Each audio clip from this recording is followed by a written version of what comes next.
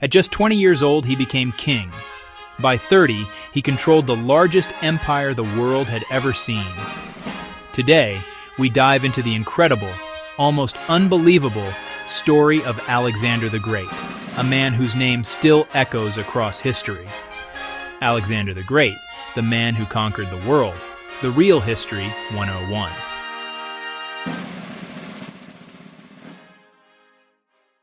Imagine a boy, not much older than a teenager, who would one day hold the known world in his hands. This is the story of Alexander. Before he was a great conqueror, he was a prince born in the rugged kingdom of Macedonia. His father was the powerful King Philip II, a man who reshaped his army into a formidable fighting force. His mother was the fiery and deeply religious Queen Olympias, who told her son that his true ancestor was the great hero Achilles. He grew up surrounded by ambition, power, and the whispers of destiny, with the weight of a kingdom already resting on his young shoulders. From an early age, Alexander was groomed for greatness. His education was not left to just any tutor. His father hired the most brilliant mind of the age, the philosopher Aristotle, to teach his son. For 3 years, Aristotle instructed Alexander politics, medicine, philosophy, literature. He instilled in the young prince a deep love for the works of Homer, which Alexander reportedly kept with him on all his campaigns. This education was not just about books, shaping a mind capable of understanding different cultures, governing vast territories, and thinking strategically. A moment that truly revealed the boy's character happened when he was just 12. A magnificent black stallion named Bucephalus was brought before the king. The horse was wild and untamable, violently throwing off every man who tried to mount him. King Philip was ready to send the horse away in frustration, but Alexander noticed something others had missed. He saw that the horse was not vicious, but terrified of his own dancing shadow on the ground. He calmly asked his father for a chance to try where seasoned warriors had failed, making a bet that he could ride the untamable beast. With a quiet confidence that silenced the skeptical crowd, Alexander gently approached the horse. He spoke to it softly and turned its head toward the sun so it could no longer see its frightening shadow. The stallion immediately calmed, allowing the young prince to leap onto its back. He galloped around the field to the astonishment of his father and the entire court. King Philip, filled with pride and emotion. The path to power is often paved with blood, and Alexander's was no exception. In 336 BCE, a sudden, violent event changed his life and the history of the world. His father, King Philip II, was assassinated by a bodyguard during a public celebration. The court was thrown into chaos. At the fragile age of 20, Alexander had to act swiftly and decisively to secure his inheritance. Rivals emerged from the shadows, rebellious territories tried to break free. With speed and ruthlessness, Alexander cut down domestic rivals, removing any challenge to his throne. He then focused on the restless Greek city-states subdued by his father. Cities like Thebes rose in open revolt, believing the young king lacked Philip's strength. Alexander marched south at a blistering pace, covering hundreds of miles in weeks. His response was a brutal lesson in power. In the spring of 334 BCE, Alexander led his combined Macedonian and Greek army into Asia. This was more than an invasion. It was a crusade fueled by a century of history and a thirst for glory.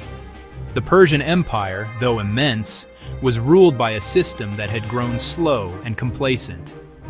Alexander's army, by contrast, was a lean professional fighting machine, hardened by years of Philip's campaigns. The first major confrontation came at the Granicus River. Against the advice of his older generals, Alexander led a daring cavalry charge across the river and up the steep bank into the enemy lines. His personal bravery inspired his men. They won a stunning victory. The next pivotal encounter occurred at the Battle of Issus. Darius III had gathered a massive army to crush the young Macedonian invader. He positioned his forces behind Alexander, cutting off his supply lines. It was a strategic trap. Lesser commanders might have panicked, but Alexander saw an opportunity. In the narrow coastal plain, Persian numbers became a disadvantage, creating a crowded, disorganized front. Alexander identified a weak point near Darius and led his elite companion cavalry in an arrow-like charge at the king. Seeing the charge and his guards faltering, Darius III lost his nerve. He fled in his royal chariot, shattering his army's morale. The Persian forces broke and ran. Alexander's troops pursued, inflicting heavy losses. Darius escaped, but he left behind his mother, his wife, and his children, who were all captured by Alexander. In a gesture of magnanimity that became famous, Alexander treated the royal family with the utmost respect, a sign that he saw himself not as a mere conqueror, but as the rightful successor to the Persian throne. The final decisive showdown came at Gaugamela. On a wide, flat plain, Darius had chosen to favor his scythed chariots and his vast cavalry. He'd gathered troops from every corner of his empire. Alexander, heavily outnumbered, rested the night before while his generals worried. He devised a brilliant and unorthodox plan. He angled his flanks back to invite overextension and gaps. A space opened near the center. Alexander led a thunderous charge at Darius, and once again Darius fled, sealing the fate of his empire. After his victory at Issus, Alexander marched south along the Mediterranean coast, securing the vital naval bases of the Persian fleet. When he arrived in Egypt in 332 BCE, he was not met with resistance but with open arms. The Egyptians had long chafed under Persian rule and saw Alexander as a liberator. His journey took him to the desert oasis of Siwa, the site of a famous oracle dedicated to the god Amun. There, the priests welcomed him, reportedly proclaimed him the son of the god, confirming his divine status in the eyes of his new Egyptian subjects. This was a masterful political move, blending his Macedonian kingship with the ancient traditions of the pharaohs. It was here, on the coast of Egypt, that Alexander made one of his most enduring contributions to the world. He identified a strategic location between the sea and a lake, a place with a natural harbor and access to the Nile River. He personally laid out the plans for a new city, one that would bear his name, Alexandria. This was not just another military outpost. He envisioned it as a great hub of commerce, culture, and learning. His vision would be spectacularly realized, as Alexandria grew to become the intellectual capital of the Mediterranean world, home to the great library, and a lighthouse that was one of the wonders of the ancient world. Alexander's journey back was arduous. He eventually returned to the city of Babylon, the new heart of his vast empire. He began making ambitious plans for the future, to explore the Arabian Peninsula, to further integrate his Greek and Persian subjects, and to build a truly multicultural empire. He had already founded over 70 cities, seeding Greek culture, seeding Greek language, seeding Greek ideas across 3 continents. This fusion of Eastern and Western civilizations would give birth to a new era known as the Hellenistic Age, a period of extraordinary creativity in art, science, and philosophy that would shape the world for centuries to come. He was a man who lived by powerful words and even more powerful deeds. He famously said, "There is nothing impossible to him who will try," a motto that defined his entire life's campaign. Another of his quotes, "I would rather live a short life of glory than a long one of obscurity," but his glorious life was destined to be a short one. In June of 323 BCE, in the palace of Nebuchadnezzar II in Babylon, Alexander fell gravely ill after a prolonged banquet and died days later. He was only 32 years old. The cause of his death remains one of history's great mysteries.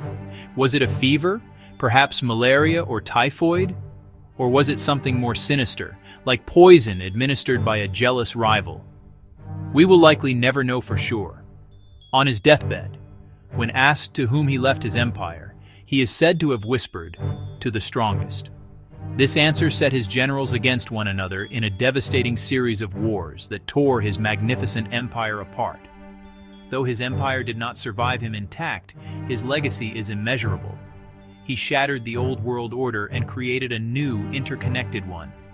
The spread of the Greek language became the foundation for communication across the ancient world, and his cities became centers where knowledge from different cultures mixed and flourished. He was a complex figure, a brilliant visionary and a ruthless warrior, a spreader of culture and a destroyer of cities. He remains a symbol of limitless ambition and human potential. When you think of his story, what astounds you more, that he accomplished so much so young, or that his influence is still felt more than 2 millennia later? Alexander changed the map forever, and the world has never forgotten him. Which of his battles or accomplishments surprised you the most? Let us know in the comments, and don't forget to like, share, and subscribe to The Real History 101 for more epic tales from our past.